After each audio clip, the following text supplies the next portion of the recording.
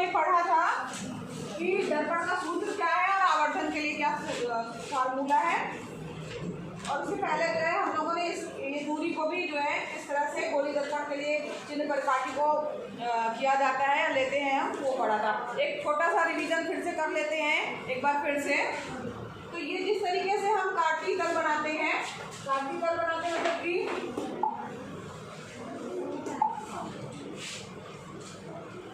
ठीक है, yes H dash x लेते हैं हम लोग, ठीक है, और यहाँ पर वाई और वाई डैश एक्स लेते हैं। यहाँ ये मूल बिंदु होता है 0 और इधर के इससे बने होते हैं। यहाँ के सारे अंक 1 2 3 4 यानी प्लस पॉजिटिव रहते हैं, ऊपर के भी सारे अंक क्या रहते हैं, पॉजिटिव रहते हैं, यहाँ के पॉजिटिव, ठीक है, और जो नीचे के अंक है वो कैसे रहते हैं, नेगेटिव, और यहाँ के भी जो है इधर के नीचे अंक रहते हैं -1 -2 यानी कि ऋणात्मक रहते हैं, ठीक है, समझ में आ रहा है? यानी ऊपर पॉजिटिव रहेगा और इस साइड में पॉजिटिव रहेगा, राइट हैंड साइड में जो भी दूरी रहेगी वो पॉजिटिव रहेगी, ऊपर की तरफ की दूरी क्या रहेगी, पॉजिटिव, और नीचे निगेटिव और लेफ्ट हैंड साइड में निगेटिव, ठीक है। तो यहाँ इस तरीके से काटती तल आप लोग जो है उसको जानते होंगे। उसी तरीके से हम जो है गोली दर्पण के लिए चिन्ह परिपाटी का प्रयोग करते हैं। इसमें क्या होता है, कोई भी दर्पण हो, चाहे उत्तल हो या अवतल, तो ये अवतल दर्पण है, इसमें P जो है उसको जो ध्रुव है इसको क्या माना जाता है, मूल बिंदु माना जाता है, और यहाँ से ही हम चिन्ह परिपाटी लेंगे।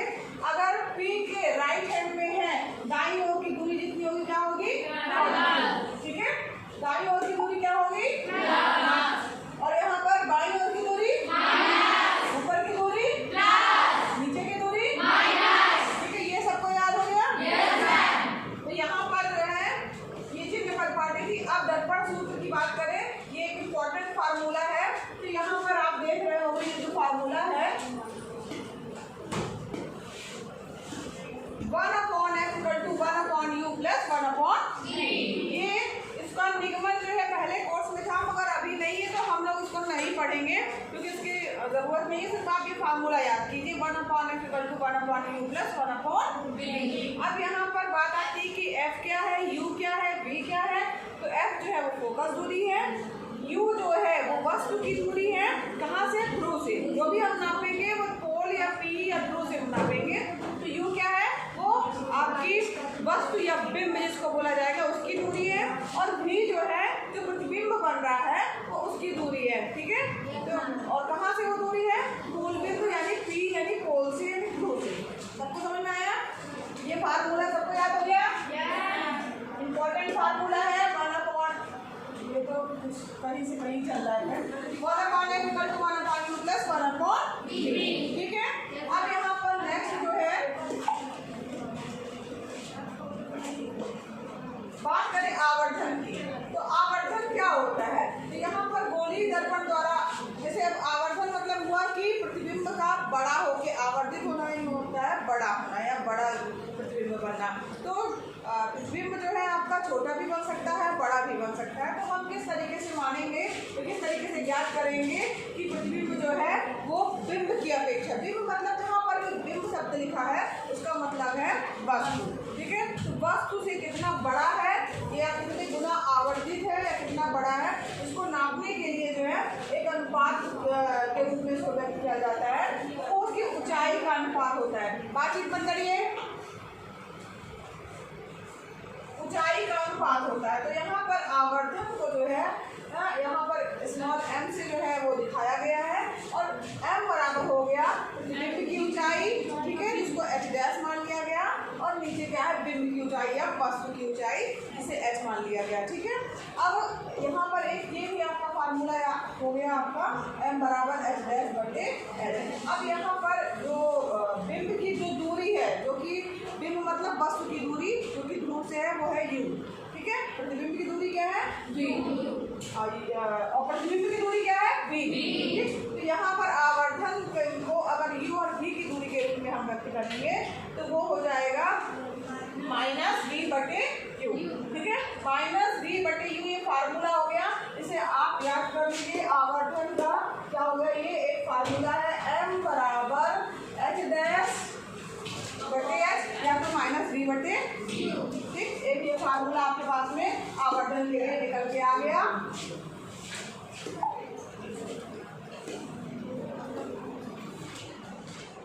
अब यहाँ पर देखिए हम सवाल एक लेके चलते हैं कि किस तरीके से इसको हल किया गया है। इस प्रश्नावली से आपके न्यूमेरिकल्स भी आ सकते हैं, इंपॉर्टेंट है, उसको ध्यान से समझिएगा कि प्रश्नों को कैसे हल करना है। फार्मूला आपके पास दो है, क्या 1/f = 1/u + 1/v। दूसरा फार्मूला अभी हमने जस्ट पढ़ा आवर्धन के लिए कि आवर्धन m बराबर क्या होगा, h डैश बटे h बराबर -v/u। अब यहाँ पर देखिए प्रश्न दिया है किसी ऑटोमोबाइल में पीछे का दृश्य देखने के लिए उपयोग होने वाले उत्तल दर्पण की वक्रता त्रिज्या 3 मीटर है। यदि एक बस इस दर्पण से 5 मीटर की दूरी पर स्थित है तो प्रतिबिंब की स्थिति, प्रगति और उसका साइज बताना है कि जो प्रतिबिंब बन रहा है वो किस साइज का होगा। यहाँ पर देखो इसका मतलब है कि एक प्रतिबिंब लगा हुआ है उत्तल दर्पण। कौन सा दर्पण होगा यहाँ पर? यहाँ पर एक तरीके से समझ लो कि एक चित्र जो है आपका बनेगा।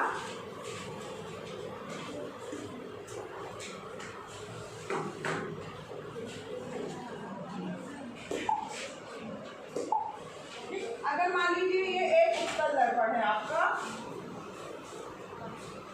यही है उत्तल दर्पण ठीक। यहाँ पर उसका C बिंदु हो गया ठीक, यहाँ पर ये बिंदु क्या हो गया, P हो गया। यहाँ पर इसमें कलई किया हुआ है, ऊंचे उभरा ऊंचे उत्तल दर्पण हो गया आपका। इसमें दिया हुआ है प्रश्न में कि वक्रता त्रिज्या दी हुई है और बस दी हुई है। तो यहाँ पर आप एक बस का चित्र भी बना सकते हैं समझने के लिए कि मान लो यहाँ पर आपकी एक वो क्या है, बस है ठीक है। यहाँ पर मान लो इसका कैलिब्रेशन सही नहीं, सही कर दे रहा है तो बस है। अब यहाँ पर दिया है कि उसकी वक्रता त्रिज्या, दर्पण की वक्रता त्रिज्या कितनी है, 3 मीटर। 3.00 लिखा है ना, 3 मीटर उसकी क्या है, वक्रता त्रिज्या है। यानी कैपिटल R का मान जो कि वक्रता त्रिज्या है, कैपिटल R कितना दिया हुआ, 3 मीटर। समझ आ रहा है, ये प्रश्न में ही दिया है। फिर इसके बाद में दिया है कि यदि एक बस इस दर्पण से 5 मीटर की दूरी पर स्थित है, यानी यहाँ से यहाँ तक की दूरी कितनी है, 5 मीटर। ये जो है 5 मीटर है, ठीक है। ये यहाँ पर समझ लीजिए 5 मीटर की दूरी पर है। अब यहाँ पर ये 5 मीटर, इस चीज को ध्यान दीजिएगा, 5 मीटर ये आपका P पोल है, ये इसके लेफ्ट हैंड में, तो ये माइनस में होगा। समझ में आ रहा है सबको, है ना। अभी हमने चिन्ह पर पार्टी पढ़ी तो उसके अनुसार ये क्या हो जाएगा, -5 जो है ये मीटर की दूरी क्या हो गई आपकी, वो बिंब मतलब उस वस्तु की दूरी हो गई जो कि आपकी बस। तो हमें प्रतिबिंब की दूरी ज्ञात करनी है, ये भी हमें V का मान ज्ञात करना है, ऊंचाई ज्ञात करनी है ठीक है, किसकी, प्रतिबिंब की। तो यहाँ पर जो प्रतिबिंब बन रहा है, अब इस दर्पण में इसका प्रतिबिंब बनेगा ना, तो वो कितना ऊंचा बन रहा है वो हमें ज्ञात करना है, और यहाँ पर उसकी प्रकृति और साइज ज्ञात करनी है ठीक। अब इसमें यहाँ पर हमें पता है कि फोकस दूरी जो होती है वक्रता त्रिज्या की आधी होती है। फोकस दूरी क्या होती है, वक्रता त्रिज्या की आधी होती है, आधी हुई। तो यहाँ पर F बराबर क्या हो जाएगा, कैपिटल R है ना, तो यानी कि 1.50 मीटर। ये सब यहाँ तक सबको समझ में आया, सबको समझ में आ गया यहाँ तक। फोकस दूरी वक्रता त्रिज्या की आधी होती है, और फोकस दूरी जो है वो कैसे ज्ञात करेंगे, जो त्रिज्या दी हुई है 3 मीटर उसका आधा कर देंगे, 3 का आधा क्या हो जाएगा, 1.5 यानी 1.50 मीटर ठीक। ये आपकी हो गई क्या, फोकस दूरी। ध्यान से समझिएगा, ऐसे प्रश्न जो है वो एग्जाम में आते हैं, न्यूमेरिकल इस चैप्टर से भी आता है। अब यहाँ पर देखो फोकस जो है वो दर्पण के पीछे है। हाँ, यहाँ पर ये बताया गया है कि क्यों पॉजिटिवली लिया गया है, क्योंकि जो है फोकस जो है आपका उत्तल लेंस में इस तरफ है, इसलिए उसको पॉजिटिव लिया गया है, और बस इस तरफ थी लेफ्ट हैंड साइड में, इसलिए उसको निगेटिव लिया गया उसकी दूरी को। अब फार्मूला हमें पता है 1/f = 1/v + 1/u ठीक। अब यहाँ पर क्या किया गया है, हमें 1/v यानी v का मान ज्ञात करना है, तो v बराबर क्या हो जाएगा, 1/f, और ये यहाँ जाएगा तो माइनस का चिन्ह लग जाएगा ठीक है।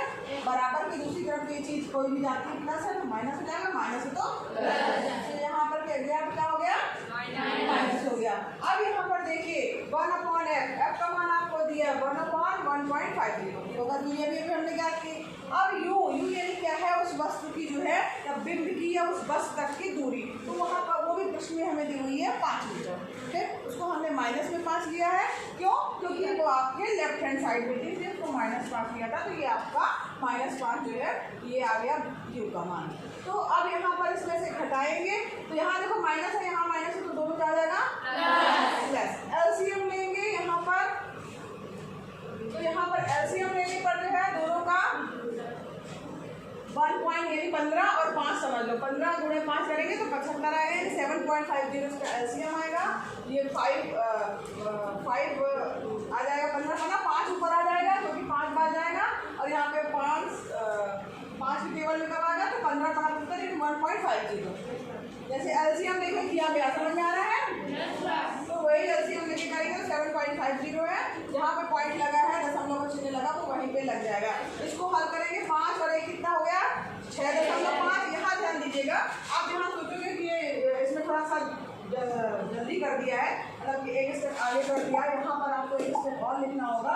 ये क्या हो जाएगा आपका, ये अपॉन v की वैल्यू है, तो 1/v बराबर क्या जाएगा 5 और 1 कितना हो गया 6.50, हाँ तो कहाँ लिख रहा है, बटे कितना आ जाएगा 7.50। समझ में आ रहा है? 1/v बराबर ये आया, तो v बराबर क्या आएगा, इसका उल्टा हो जाएगा, v यहाँ जाएगा, ये यहाँ जाएगा, ये नीचे आएगा, 7.50 बटे 6.50। तो यही यहाँ पे v बराबर क्या होगा 7.50 बटे 6। ठीक है, यहाँ समझ में आया? v की वैल्यू है ये आ गई, दशमलव का चिन्ह दशमलव से हट जाएगा और 0 0 कट जाएगा, जितना भाग करने पे आएगा ये दशमलव हट गया, 0 से 0 कट गया, उसको भाग करिए, 5 एकम 5, 5 के 15, 5 एकम 5, 7 पचम 25, 15 बटे 13 आया, उसको भाग करेंगे, 13 का भाग करेंगे 15 में तो 1.15 मीटर आ गया। ठीक है, तो यहाँ पर v का मान हमें प्राप्त हो गया, और v क्या चीज़ है वही हमें ज्ञात करनी थी। v जो है वो प्रतिबिंब की दूरी है, क्योंकि इसका मतलब क्या हुआ, चूंकि पॉजिटिव आ रहा है, तो पॉजिटिव आ रहा है तो उसका मतलब किस तरफ बन रहा है प्रतिबिंब, इस साइड है ना, जो हमने चित्र बनाया था उसके इस तरफ, यदि दर्पण में दिखाई देगा वो चित्र है ना, क्योंकि दर्पण तो यहाँ था, उसका बिंब कहाँ बनेगा, जब इसका प्रतिबिंब कहाँ बनेगा, दर्पण के अंदर बनेगा, तो या दर्पण के पीछे बनेगा समझ लो, या दर्पण के अंदर बनेगा, तो वो दर्पण के पीछे 1.15 मीटर की दूरी पर बनेगा। ठीक, अब यहाँ पर उसकी हमें वो भी बतानी है। अब यहाँ पर आवर्धन बताना है कि कैसा उसका आवर्धन हो रहा है, बड़ा बन रहा है कि छोटा बन रहा है, उसको कैसे पता चलेगा, कैसे हम याद करेंगे। तो आवर्धन बराबर हो गया, यहाँ पर हमको पता है h' बटे h या -v बटे u। तो यहाँ पर हमको यहाँ पर h तो दिया नहीं है, ऊंचाई तो दी नहीं है कि बस कितनी ऊंची है, हमको उसकी दूरी दी हुई है, यानी u और v का मान हमें पता है, तो हम इसमें ये वाला फार्मूला लगाएंगे।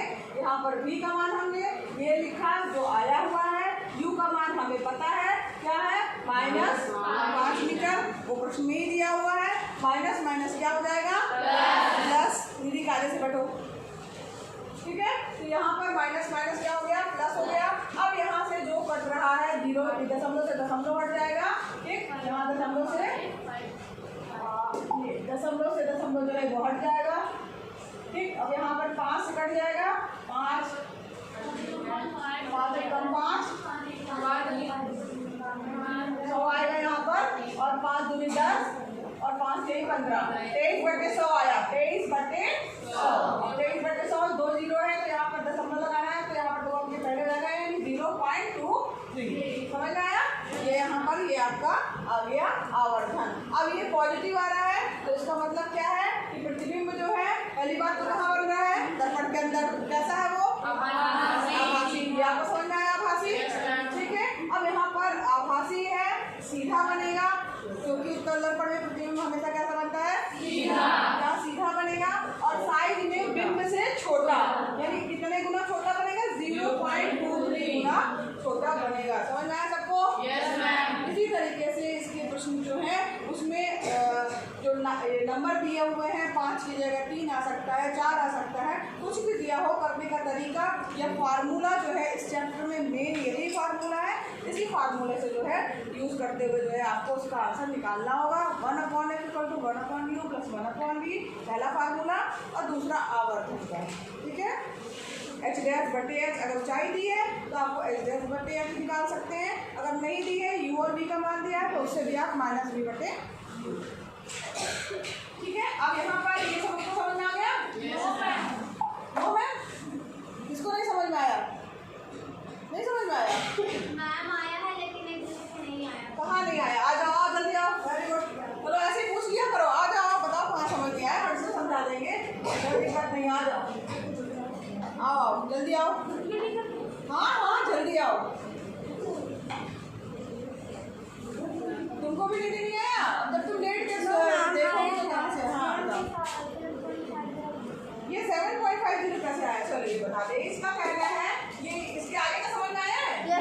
चलो तो ठीक है। ये इसने ये कहा कि हमको ये समझ में नहीं आया मैम कि 7.50 कहाँ से आया, ठीक है। अब यहाँ पर देखो एलसीएम लिया गया है, एलसीएम जब लोगे तो इसमें से दशमलव का मान लो हटा दो, तो ये कौन सा हो गया? 15 और 5 हो गया, ठीक है। 15 और 5 का जो है यहाँ 5 है और ये 6 है, 150 और मान लो 500, ठीक है, या 1.50। अब जब एलसीएम लेंगे तो यहाँ पर आ जाएगा 15 बना 75, दोनों का मल्टीप्लाई किया 7.50 ये एलसीएम आया है। अब यहाँ पर 15 के टेबल में 75 कब आएगा, या 1 के टेबल में तो 5 बार जाएगा, यानी 5.0 यहाँ पॉइंट लगाए, और 5 के टेबल में 75 कब आएगा? 15 75 यानी 1.50, तो 5 और 1 कितना हो गया? 6.50 और बटे में क्या जाएगा? 7.50। ये मान किसका है? 1/v का, ठीक है। जब इसको पलटेंगे 1/v को v करेंगे तो ये क्या हो जाएगा? ये भी आपस में पलट जाएगा, 7.50 बटे 6.50, ठीक है। अब यहाँ पे जो कट रहा है उसको काट देना है, ये काटना भी मैंने बताया था।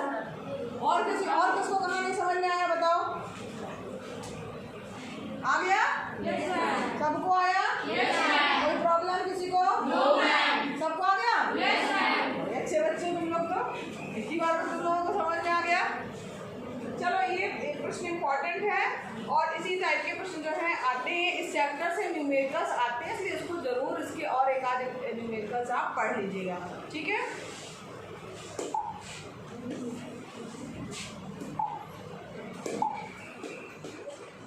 अब यहाँ पर देखो, यहाँ बस एक चीज का ध्यान रखिएगा कि चिन्ह कैसा होना चाहिए, चिन्ह परिपाटी, इसलिए मैंने पुरानी फिर से रिवाइज किया है कि जो है आप उस तरीके से समझ पाओ। कल बजी क्या? हाँ टाइम हो गया। अब कल हम पढ़ेंगे प्रकाश का अपवर्तन। अपवर्तन की घटना जो है कभी किसी ने सुनी है? थोड़ा सा जिक्र कर लेते हैं। अपवर्तन नहीं सुना? नहीं? अच्छा ये बताओ, एक कांच का ग्लास है, उसमें पानी भरा हुआ, उसमें पेन डालते हैं तो हमें टेढ़ा दिखाई देता है? क्यों दिखाई देता है? पता नहीं है। सिक्का एक बार आप लोग जो आपका बाल मेला लगता है उसमें रखते हो कि सिक्का डालते हो कि वो सिक्का उसी रिंग में चला जाए या किसी पर्टिकुलर दिए में चला जाए। किसने रखा था ये वाला गेम? 11th क्लास की दीदी ने रखा था।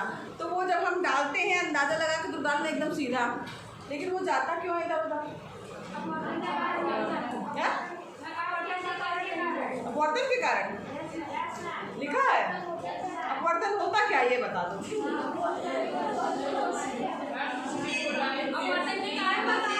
नहीं देखो, अब कल हम बताएंगे अपवर्तन की घटना को, और उसके लिए देखो अपवर्तन की घटना के लिए जो है वो एक हम प्रयोग भी, एक्सपेरिमेंट भी करेंगे। ये आपके सामने दिख रहा है क्या? ये पेपर वेट है, कांच पेपर वेट है, कांच है, साबुन की पट्टी है। अब तुम लोग ज्यादा ही बोल रहे हो। ये एक्चुअल में क्या है? कांच का गुटका। क्या ये? इंग्लिश में बोलते हैं ग्लास स्लैब, ठीक है। तो यहाँ पर इसमें हम अपवर्तन की घटना पढ़ेंगे। अपवर्तन होता क्या है वास्तव में? जब प्रकाश की किरण एक माध्यम से दूसरे माध्यम में, माध्यम भी होते भाई, कौन कौन सा माध्यम हो गया? ठोस माध्यम हो गया, ठीक, एक गैसीय माध्यम हो गया और एक लिक्विड तरल वाला माध्यम हो गया। तो जब प्रकाश की किरण एक माध्यम से दूसरे माध्यम में जाती है तो वो अपने मार्ग से विचलित हो जाती है, और यही घटना जो है क्या कहलाती है? प्रकाश का अपवर्तन कहलाती है। आज मैंने आप लोगों को बोला था कि एक पेपर और पेन लेके आना है, लाए हो? भूल गए? चलो कोई बात नहीं, जो लेके आया है आज हम लोग लैब में इसका एक्सपेरिमेंट भी करके देखेंगे और ये आपके एक्सपेरिमेंट आपके कोर्स में भी है, तो उसको करेंगे और उस घटना को भी समझेंगे, ठीक, और इसके आगे का कल पढ़ेंगे।